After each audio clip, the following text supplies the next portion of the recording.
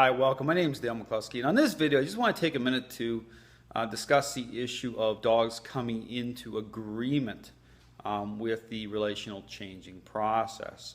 So when I'm talking about or discussing, defining what training really is and why it's really important to avoid approaching training as a learning-based exercise, it's this problem with motives. It's a problem with the relational motives cleaning up properly when people start to work within this learning-based roadmap and rewarding a dog for a assumed state of mind based on the response, based on the position the dog's moving into, and immediately start to say, good boy. And again, that can be a problem. And typically it is a problem based on dogs as social relational animals, with how they perceive us within the framework of that connection. And so again, what I show very clearly is training is not a learning-based exercise. It's a relational changing process. And really, you want to treat it that way because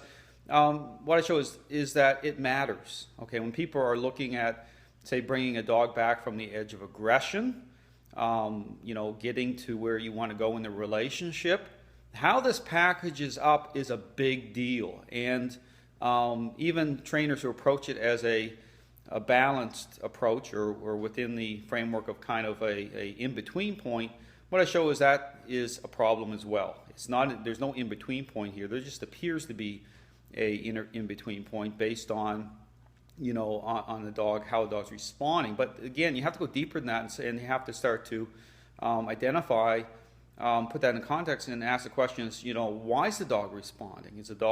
Has meaningful change happened?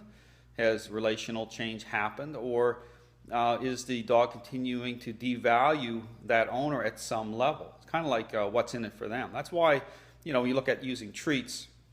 Oftentimes it doesn't go any further than merely just bribery for the dog. The dog, they're trying to influence how the dog moves and create. And this is I talk about this picture of change, set in motion this picture, which oftentimes looks fantastic, okay, within these controlled environments. So you're going to get all the right things happening at the appearance level, but oftentimes what happens is when you leave that controlled environment and go into the real world, it all falls to pieces. And then, then ultimately the blame gets shifted onto the dog as the problem, when in reality, it's the approach.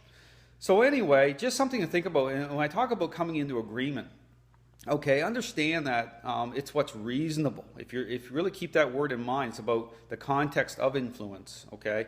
I make the distinction between corrective influence and what this system uses, it's relational influence, okay? So it makes sense to the dog. Even though you're going to get an unreasonable reaction based on what's reasonable, understand its nature. It makes sense. So it's being able to look beyond that, being able to come out onto the other side of everything to see, just the type of results that you're going to have. It's going to be outstanding because you're approaching it the right way. So anyway, if you have any questions about what this really means and about what training really is, contact me anytime. I'd be happy to answer a question. But just really keep in mind, if you're looking for answers as to what training represents, you have to go beyond appearances. You cannot trust what you see. It's very deceptive. A lot of trainers, a lot of these behavioralists are promoting a wrong idea of training. They're invested in that way of thinking. But yeah, nature is incredible to me. Dogs are incredible because of what they represent. It really is about change coming in and through the owner. So anyway, just something to think about. Have a great day.